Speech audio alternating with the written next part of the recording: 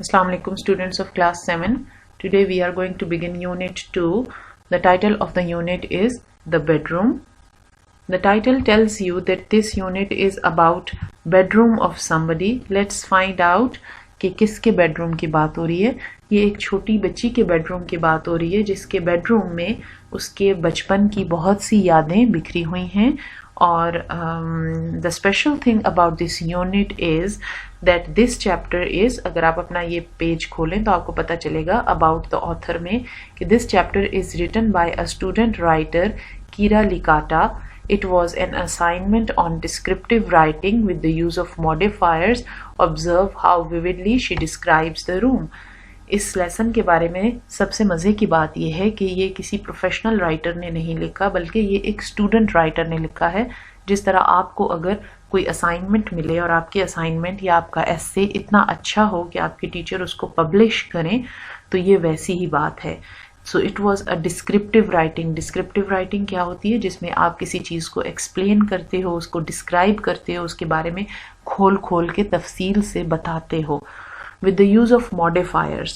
So modifiers क्या होते हैं? modifiers के बारे में थोड़ा सा पढ़ लेते हैं.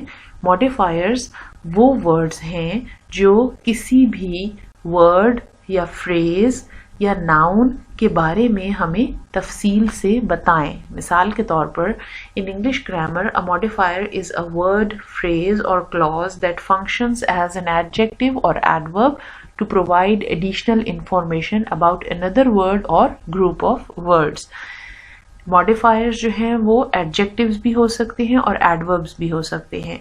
एक word भी हो सकता है और phrase भी हो सकती है. phrase का मतलब होता है 2 या 3 words इकट्ठे जो इस्तेमाल किए जाएं उसे एक phrase कहते हैं.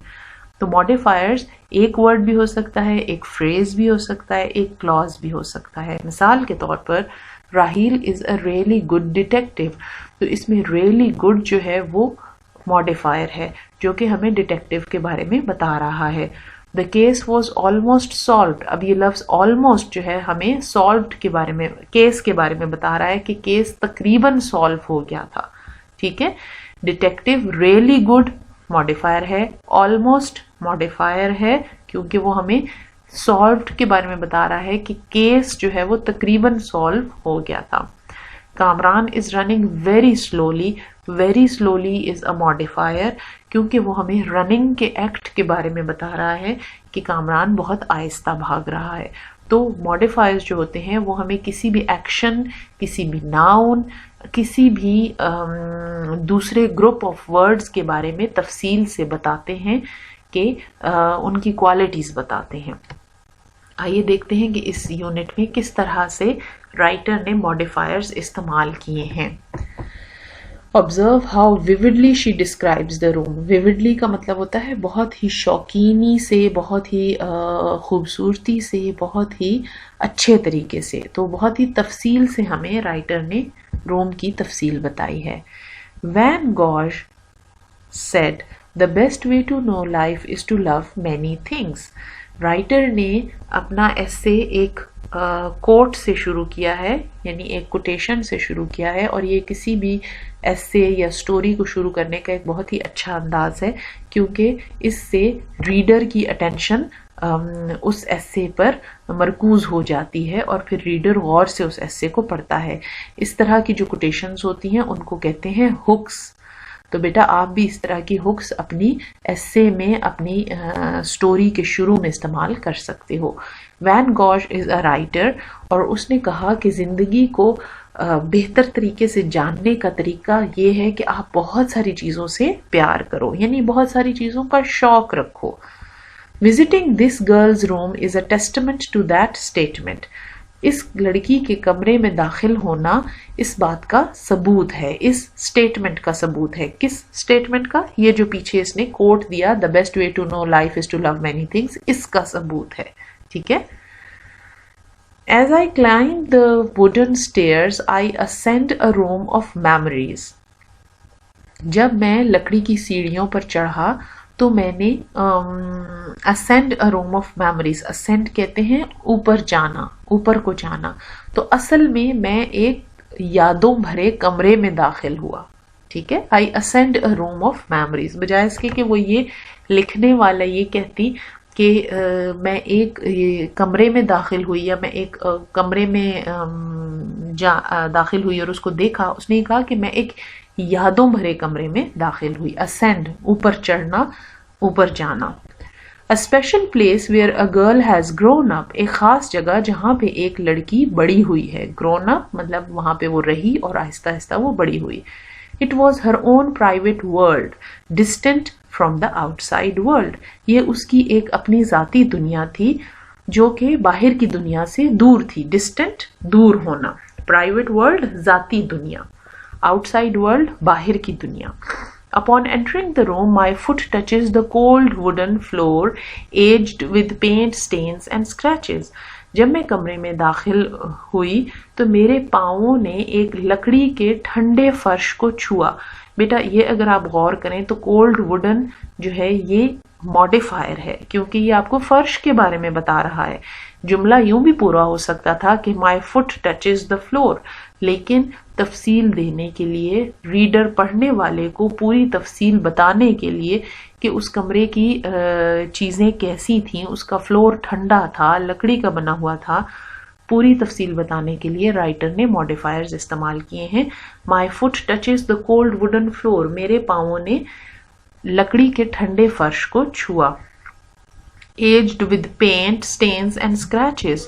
aged کا مطلب ہے کہ پرانا ہونا. ایجڈ کا مطلب ہوتا ہے کہ کسی وقت گزرنے کے ساتھ ساتھ کوئی چیز اگر پرانی ہو جائے تو اس کو کہتے ہیں ایجڈ ود.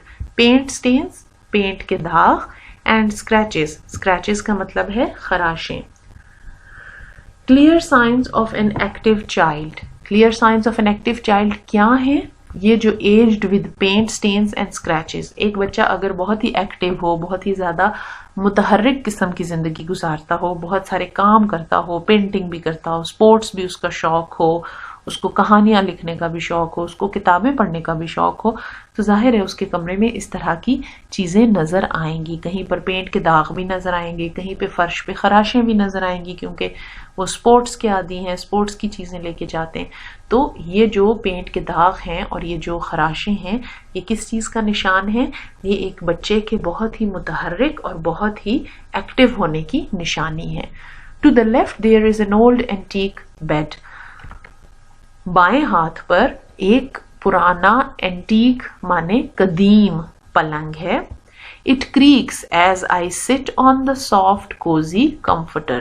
It creaks کا مطلب ہے اس میں سے چرچراہٹ کی آواز نکلتی ہے جب میں اس کے نرم بستر پر بیٹھتا ہوں یا بیٹھتی ہوں. اس پورے ایسے میں رائٹر نے کہیں بھی یہ نہیں بتایا کہ وہ لڑکا ہے یا لڑکی ہے. صرف جو شروع میں ہمیں اباؤٹ دا آتھر ڈسکرپشن دی ہے اس میں ہمیں یہاں سے ہنٹ ملتی ہے کہ observe how vividly she describes the room. یہاں سے ہمیں رائٹر کی جینڈر پتہ چلتی ہے کہ یہ ایک لڑکی ہے جو یہ ایسے لکھ رہی ہے. کوزی کا مطلب ہوتا ہے آرام دہ، لیکن آرام دہ گرم کے معنوں میں. مطلب اگر گرمیوں میں آپ کسی اے سی لگے ہوئے کمرے میں داخل ہوں تو آپ اس کو کوزی نہیں کہیں گے. ہاں سردیوں میں اگر آپ کسی ہیٹر لگے ہوئے کمرے میں داخل ہوں اور ٹھنڈ سے وہاں پر بچاؤ ممکن ہو تو اس کو آپ کوزی کہیں گے. ٹھیک ہے. کمفرٹر کہتے ہیں رضائی اور کمبل سے ذرا پتلا اوپر اوڑھنے کی چیز. ہم اس کو لحاف اور گدا کہہ دیتے ہیں لیکن اصل میں وہ لحاف کو کہتے ہیں کوئلٹ اور کمبل کو کہتے ہیں بلینکٹ. تو کمفرٹر ہوتا ہے جو آج کل کے موسم میں اگر رات کو ٹھنڈ ہو جائے تو اوپر تھوڑا سا موٹا سا کھیس جو اوڑا جاتا ہے اسے کمفرٹر کہتے ہیں. On top of the bed is a dirty stuffed toy with scars, battle wounds from years of hugs. Bed کے اوپر والے حصے پر ایک گندا یعنی میلا ہوا اسٹف ٹوائے. اسٹف ٹوائے کون سا ٹوائے ہوتا ہے؟ جس کے بیچ میں روئی بھری ہوئی ہوتی ہے اور عام طور پر اوپر فر ہوتی ہے اور نرم سا ٹوائے ہوتا ہے. آپ نے بھی دیکھے ہوں گے، ٹیڈی بیئر دیکھے ہوں گے، ایلیفنٹس دیکھے ہوں گے یا بنیز دیکھے ہوں گے جو اسٹفڈ قسم کے ٹوائز ہوتے ہیں. اسکارز کا مطلب ہے نشان. Battle wounds from years of hugs. یہ ورڈ بیٹا غور سے پڑھ لیجئے, یہ وونڈز ہے, وونڈز WOUNDS, اس کو واؤنڈز نہیں پڑھنا, دس از وونڈز. وونڈز کا مطلب ہے زخم, ٹھیک ہے. Battle wounds from years of hugs, یہ بہت ہی خوبصورت انداز میں رائٹر نے یہ بتایا ہے کہ وہ ٹوائے اس بچی کا فیوریٹ تھا اور وہ بڑے عرصے تک اس کو ساتھ سلا کے یا اپنے پاس گلے لگا کے رکھتی تھی, اور اس وجہ سے ہی وہ ٹوائے گندا بھی ہو گیا تھا اور اس پر بہت سارے نشان بھی پڑ گئے تھے. آپ نے بہت سے بچے شاید دیکھے ہوں جو اپنے پاس کوئی اپنا پسندیدہ کھلونا سلاتے ہیں, یا اپنے تکیے کے نیچے کوئی اپنا ہیلی کاپٹر رکھ کے سوتے ہیں, یا اپنی کوئی گڑیا رکھ کے سوتے ہیں. تو اسی طرح وہ بچی جو تھی اس کا بھی ایک پسندیدہ اسٹف ٹوائے تھا جس کو وہ ہر وقت اپنے ساتھ اپنے گلے میں لگائے پھرتی تھی, اور اس وجہ سے وہ پرانا بھی ہو گیا تھا اور اس پر کچھ نشان بھی پڑ گئے تھے.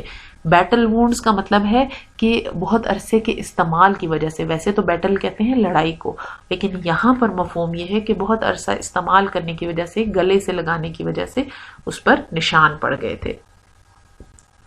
Looking down over the headboard is a framed poster of the famous world of snooker. Head board کہتے ہیں پلنگ کے پیچھے جو لکڑی کا پھٹا ہوتا ہے جس کے ساتھ جس سائڈ پہ سرہانے رکھے جاتے ہیں, جس سائڈ پہ تکیے رکھے جاتے ہیں, اس سائڈ پہ ٹیک لگانے کے لیے ایک لکڑی کا پھٹا ہوتا ہے بیڈ کے, اور اس کو ہیڈ بورڈ کہتے ہیں.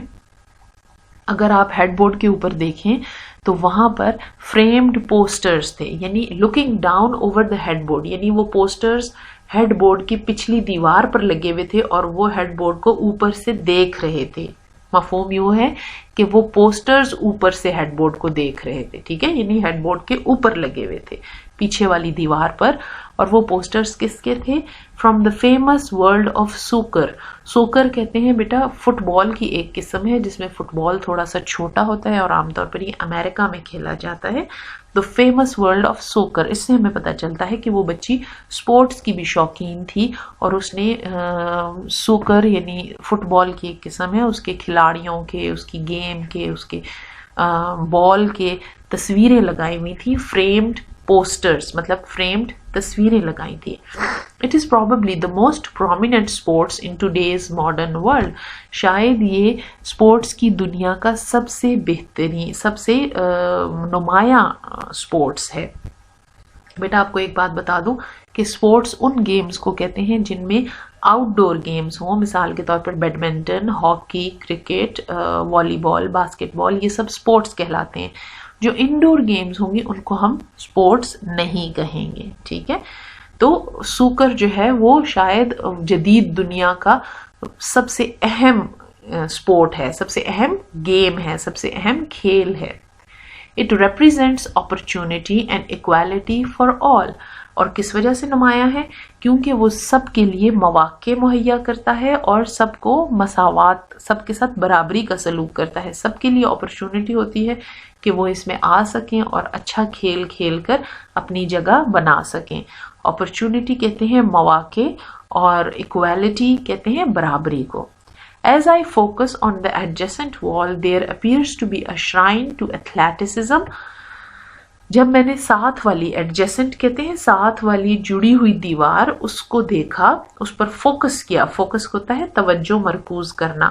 تو وہاں پر مجھے ایسا لگا کہ گویا یہ کھیلوں کا مزار ہے, ٹھیک ہے. شرائن کہتے ہیں مزار کو, کسی کے جہاں پہ لوگ جمع ہوتے ہوں اور کسی بزرگ کی قبر ہو اس کو مزار کہتے ہیں, تو اس کو شرائن کہتے ہیں انگلش میں. اور ایتھلیٹسزم کا مطلب ہے کھیل, ورزش, ان سب کا مزار ہے جیسے, کیونکہ وہاں پر بہت ساری چیزیں کھیل سے متعلق تھیں. کون سی چیزیں؟ 3 trophies of victorious plays portray the joys of winning state snooker championship. کیا کچھ تھا وہاں پر؟ 3 trophies of victorious plays یعنی جیتی ہوئی گیم کے 3 انعامات. اور وہ کیا بتا رہے تھے؟ وہ تصویر کشی کر رہے تھے اس خوشی کی. portrays the joy, وہ تصویر کشی کر رہے تھے اس خوشی کی جو جیتنے والے کو ہوتی ہے, جو جیتنے کی حالت میں کسی بھی چیمپئن شپ کو جیتنے کے بعد کھیلنے والے کو ہوتی ہے. یہ بیٹا ورڈز میننگز ہیں, یا آپ نے اپنی کاپی میں اچھے سے لکھنے ہیں.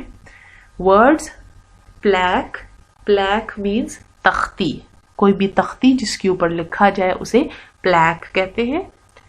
avid, avid کا مطلب ہے مشتاق اور شوقین, کسی چیز کا شوق رکھنے والے کو avid کہتے ہیں. shrine, مقبرہ, درگاہ, مزار.